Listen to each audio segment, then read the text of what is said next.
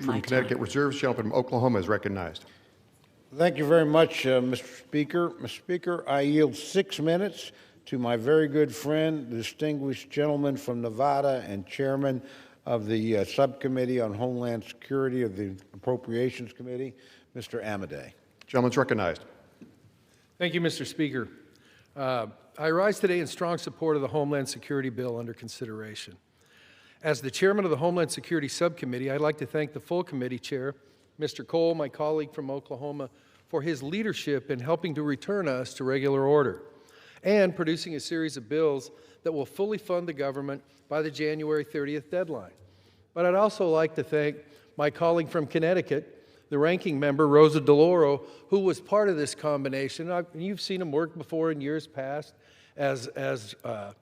both as the chairman of the full committee and as folks on other subcommittees that have worked well.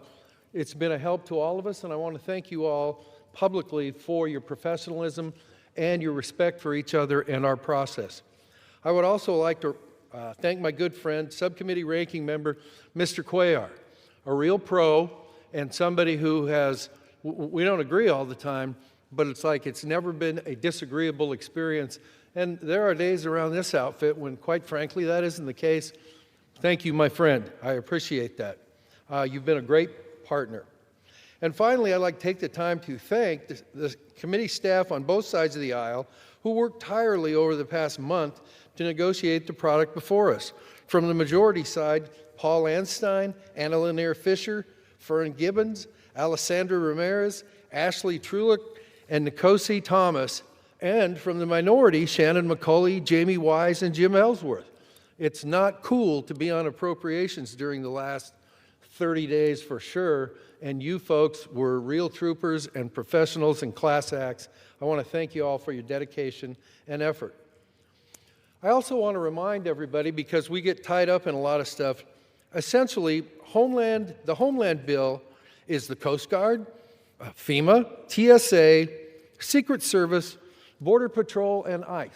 Now, there's other parts in there, but that's the majority of what you're talking about when you go, well, Homeland, what's that? That's the agencies that take up the lion's share of this sort of stuff. As the chairman,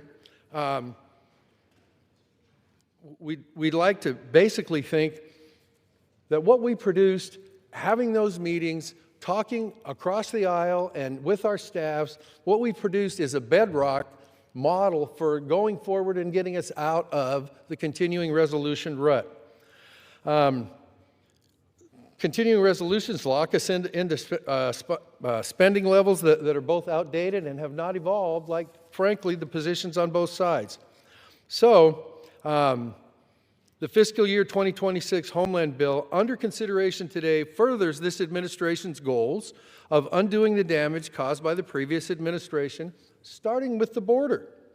This funds the president's priorities, codifies reductions in efficiencies, and operationalizes border security and immigration enforcement investments in the reconciliation process.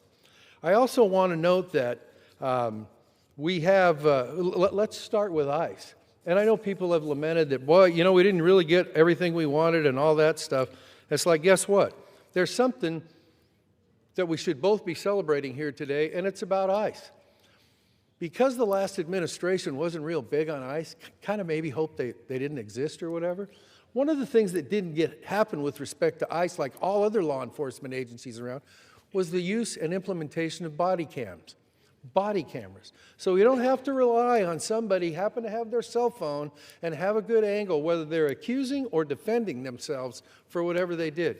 This bill funds body cameras for ICE personnel so that we can have first person, if you will, access to what people really think was done. You like a pay raise for the Coast Guard? This bill does that. You like more infrastructure for the Coast Guard? This bill does that. You like grants for first responders and for nonprofit religious worship institutions? This bill does that. The foundation is undeniable. So, as the tax on houses of worship has increased over the last few years, we're providing more money for that. Finally, we ensure that CISA, the agency that's charged with protecting our critical infrastructure like power and water, have the resources required to prevent attacks from nation-state adversaries like China and Russia. Simply put, this bill ensures that the men and women of the Department of Homeland Security who work tirelessly to keep America safe have the resources and tools they need to protect this great nation. I ask my colleagues to continue to support the bill, and I yield back the balance of my time.